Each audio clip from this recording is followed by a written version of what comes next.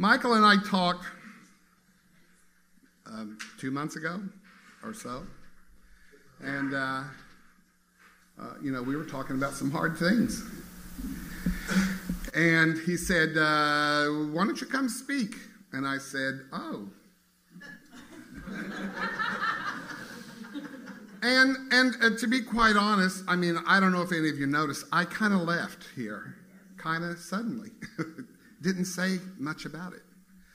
And I'm going to come back to that.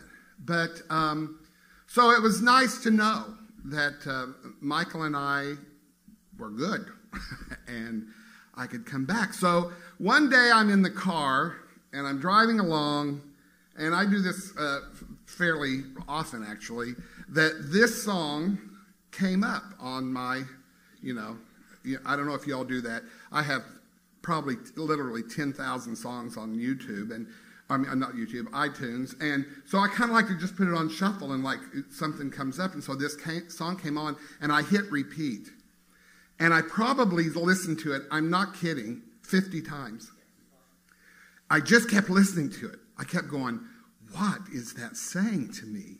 I need to know what that's saying to me, because it's important. And it seems to be where I am. And the truth is, it seems to be where I've been for a while.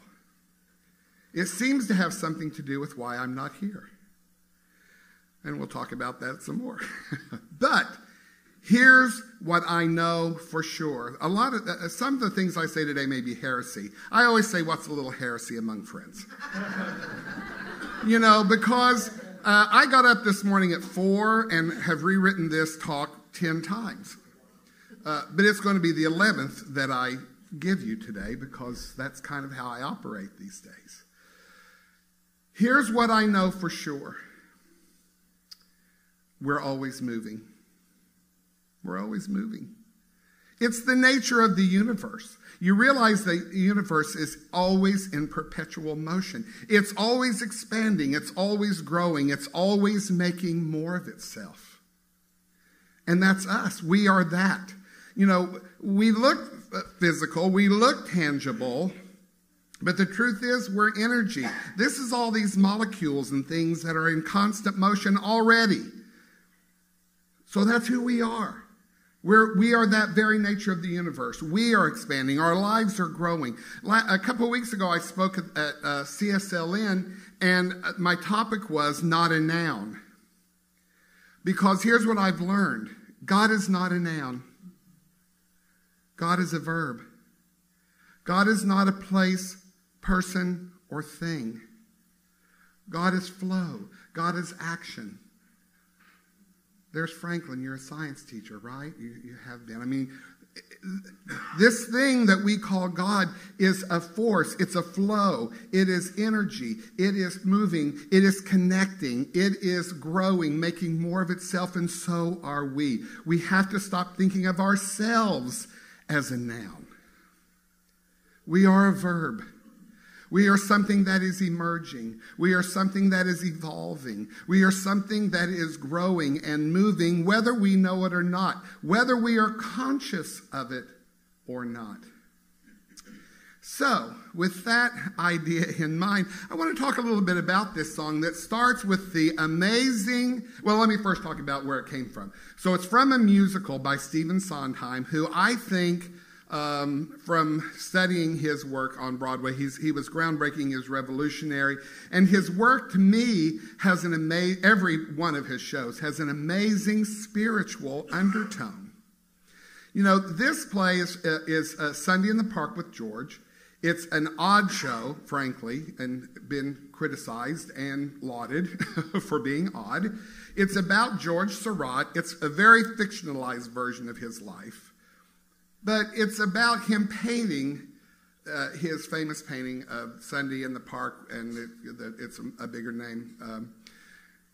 But this song doesn't come until late in the second act.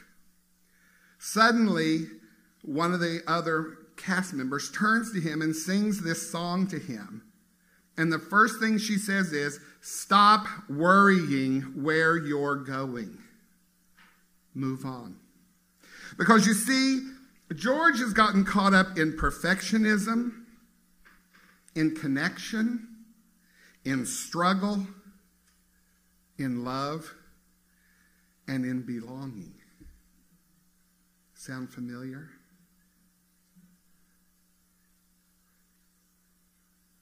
So she says, stop worrying where you're going. It doesn't matter. Move on. Then she says, if you can know where you're going, you've gone. Now, isn't that kind of an interesting idea? So even in our thinking, oh, I'm moving on. No, if you know where you're going, you're already there. See, it's the next. It's the new. That's moving on. But stop worrying about it, right? We all get caught up in the drama of our own personal play. Don't you wish someone had said to you a long time ago, stop worrying where you're going, move on? Yes. You can answer or not. I know you do.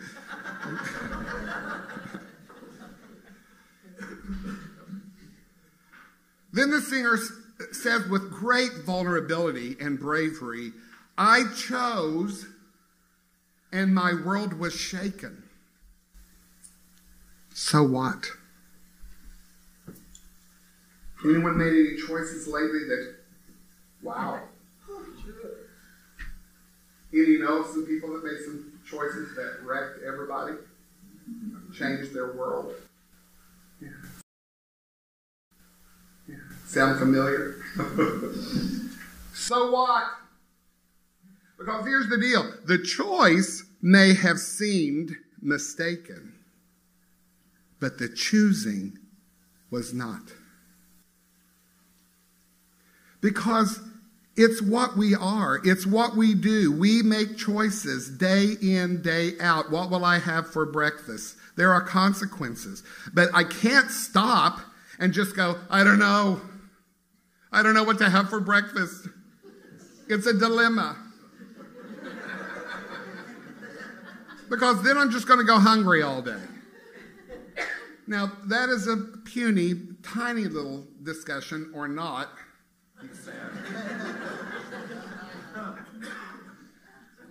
But it's no different with the big choices. Choose, move, go, act, be, emerge, evolve.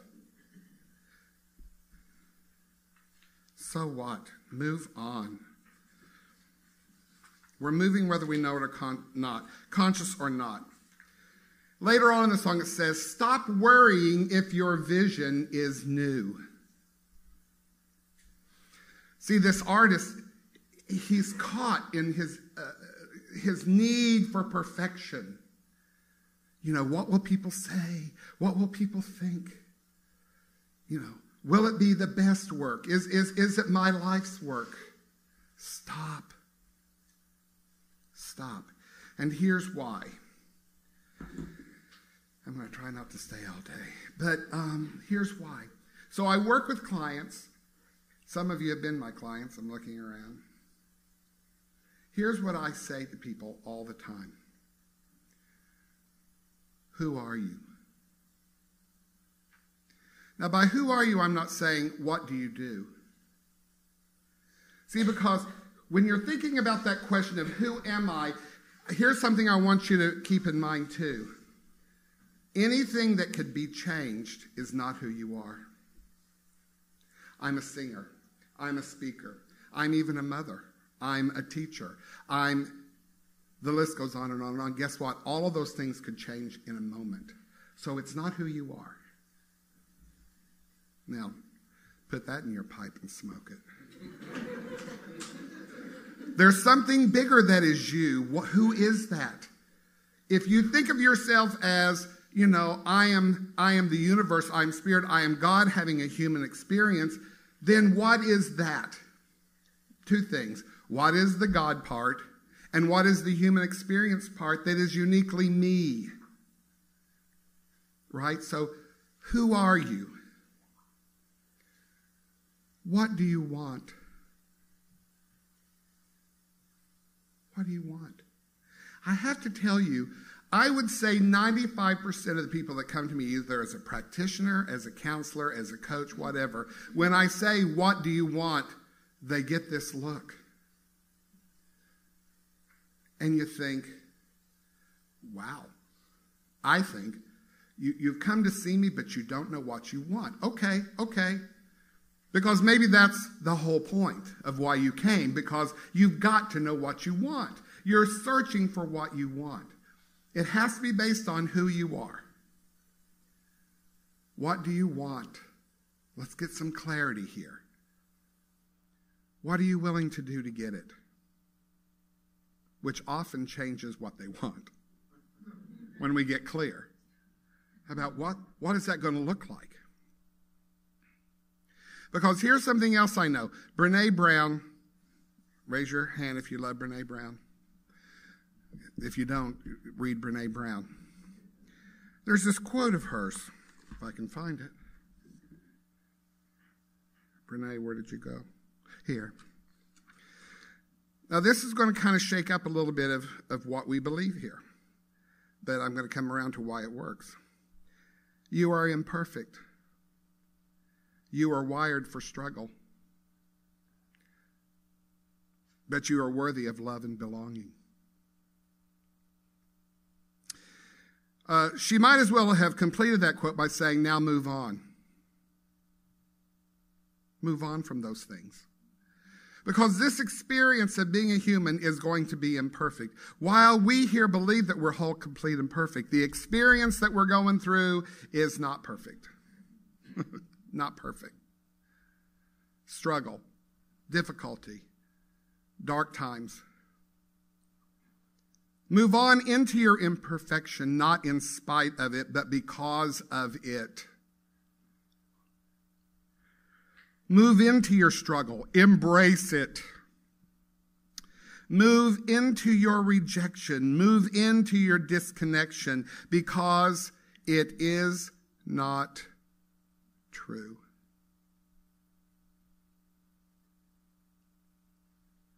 That's the paradox, you see. Because it's not true. I'll never forget the day that Zana Ziegler, many of you know her, but I had told her this horrible story of my childhood, and she stops me halfway through and says, could I stop you right there? And I went, okay. You know, we often love our story. It defined us. And I said, well, yeah, but I thought you'd kind of want to know where I'm coming from. She says, oh, I just need to stop you because it's not true. And I became annoyed. Because I said, well, I lived it. I'm pretty sure it's true. She goes, oh, I'm not saying they didn't happen. I'm just saying it's not true. What you've made of it, how it's defined you, how you've moved because of it. See, the first thing we have to know as we embrace this thing is, and now I have to lose it. I have to move forward into something that's better. We are worthy of love and belonging because God says so. Because there is no imperfection. There is no rejection. There is no disconnection. There is no failure. No mistake. See, the reason you can say the choice may have been mistaken, the choosing was not because there are no mistakes.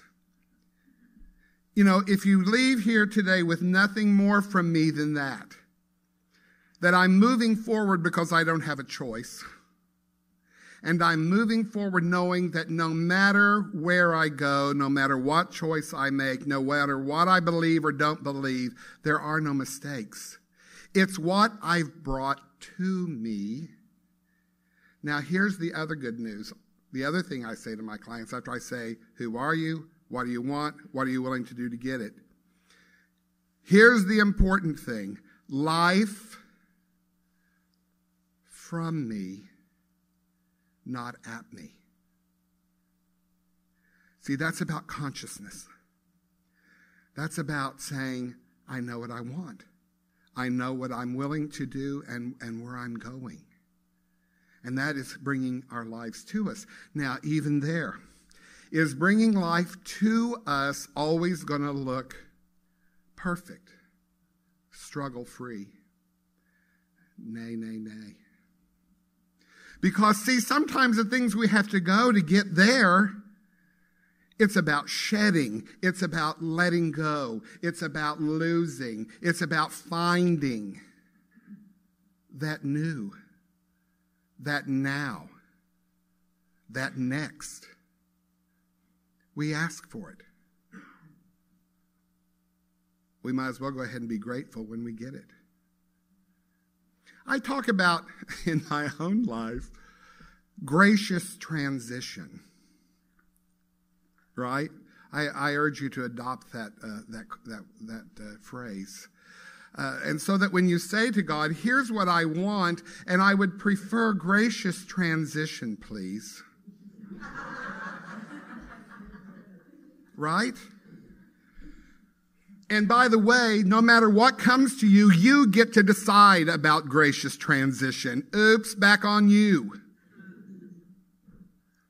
See, you can either handle it with grace or you can go kicking and screaming. Why not the grace? Why not know this? A universe that is constantly in motion, that I have asked into my life to make me aware of its presence, is graciously taking me through what I need to my perfection in this human experience.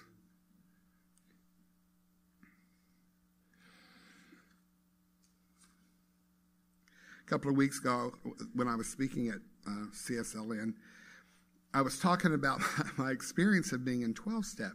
So I came here because, and I think there are others in the room, I won't ask you to raise your hands, but, I had an addiction problem.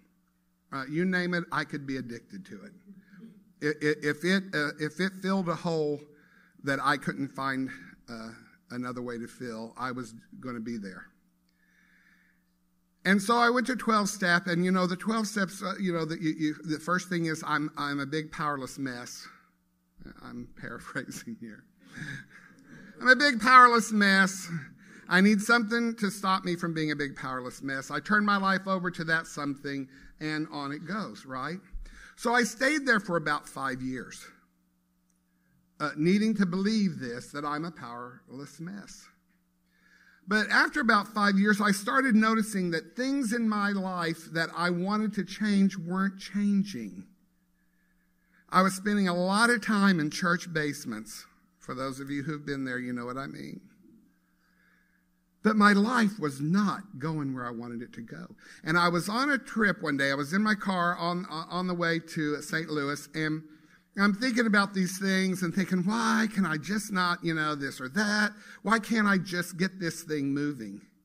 And as if a voice were speaking to me, I heard, because you identify as a victim. And here's the worst part, and you love it. You identify as a victim and you love it. Why? Well, because I didn't expect much of myself. Nobody else expected much of me. I could blame all of my chaos and all of my failures and fears on the fact that my experience had brought me to being a victim.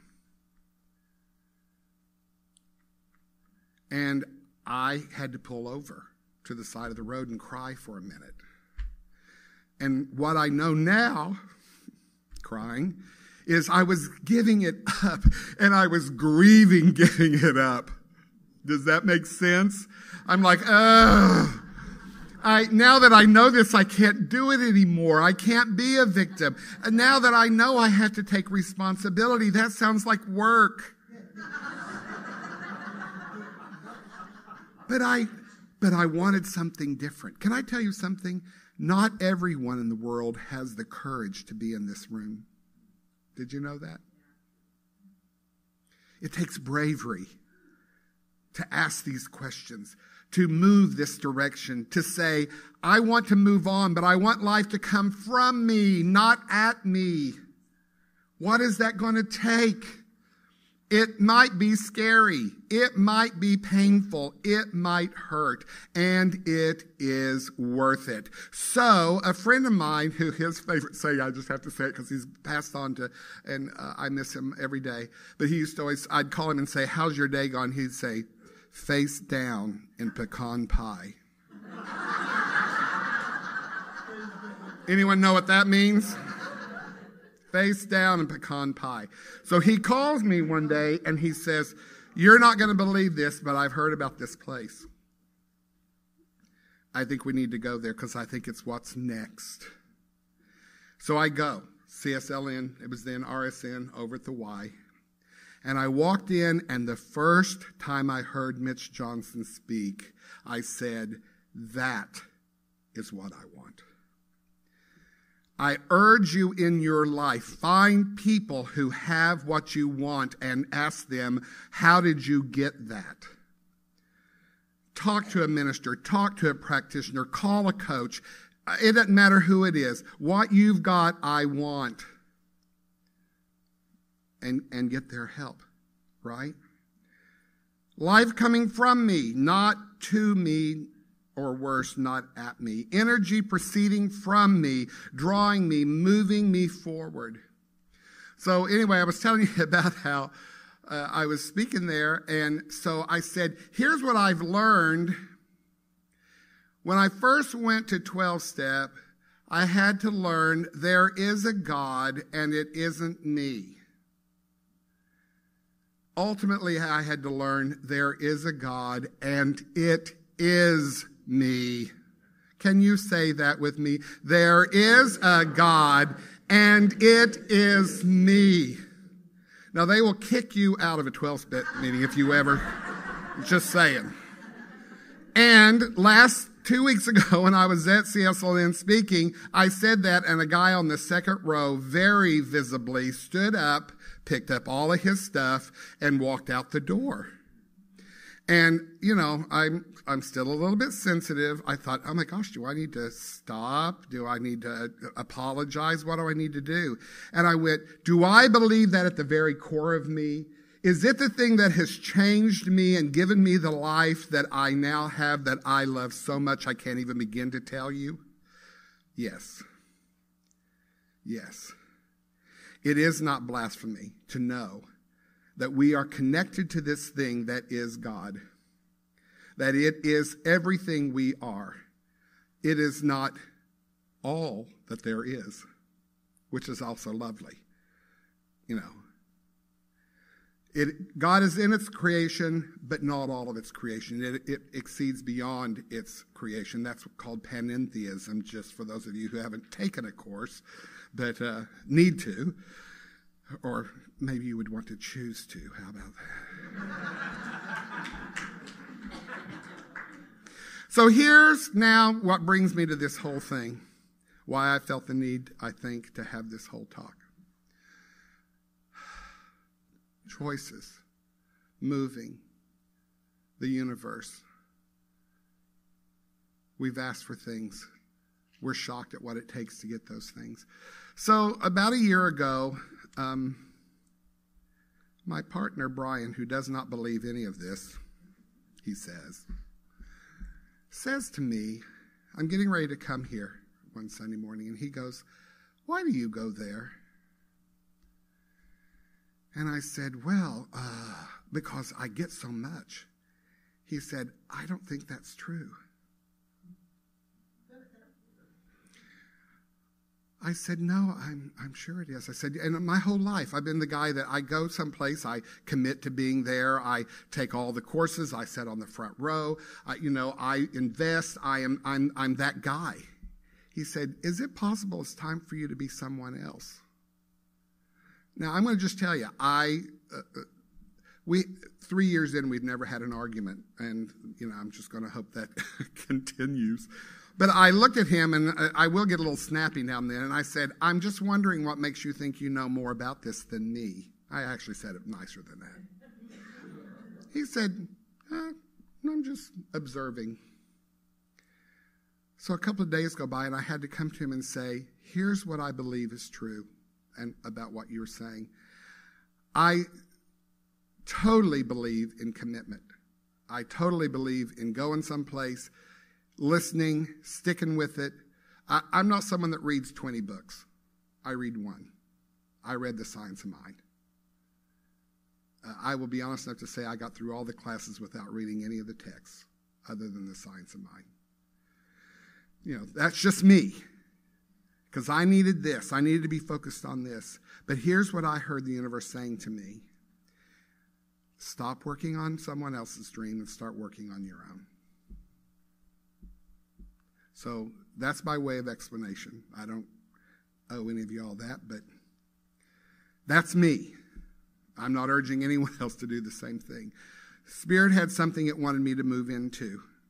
I went kicking and screaming a little bit. I will be honest too. Sometimes Spirit, in these kind of instances, may bring you to a place where you have to get mad or offended or something. There are opportunities for growth and forgiveness. Other people around here lately have made some decisions that, whether we choose to agree that they were right or wrong, have moved this body and these people into a new direction. I'm here to tell you, the choice, we don't get to judge good or bad, but we do get to know that a choice was made and the movement is moving forward. Can you see that? Yes. Can you see that? Move on. Move on. It's only getting better. You know why I know that?